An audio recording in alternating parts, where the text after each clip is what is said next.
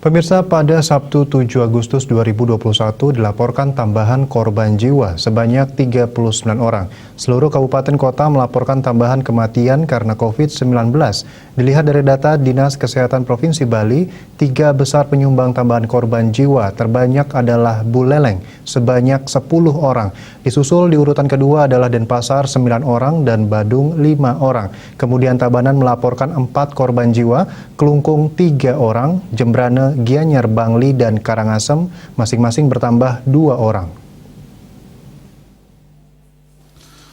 Zona merah Tabanan sudah 32 hari mencatatkan korban jiwa, kumulatifnya menjadi 168 orang. Jika dirata-ratakan per hari kematian mencapai 5,2 kematian. 10 pasien meninggal dilaporkan Buleleng terdiri dari 4 pria dan 6 perempuan dengan usia antara 30 hingga 90 tahun. 9 pasien dilaporkan Denpasar terdiri dari 8 pria dan 1 perempuan, usianya antara 23 hingga 86 tahun. Pasien meninggal yang dilaporkan Badung terdiri dari 1 pria dan 4 perempuan, usianya antara 57 hingga 79 tahun.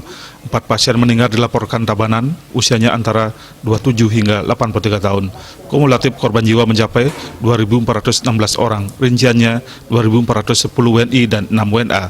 Posisi 5 teratas dengan jumlah warga meninggal karena COVID-19 terbanyak adalah Denpasar 559 orang, Badung 385 orang, Tabanan 363 orang, Buleleng 339 orang, dan Karangasem 178 orang. Sedangkan posisi ke-6 hingga 9 adalah Gianyar 165 orang, Bangli 154 orang, Jembrane 136 orang, dan Kelungkung 106 orang.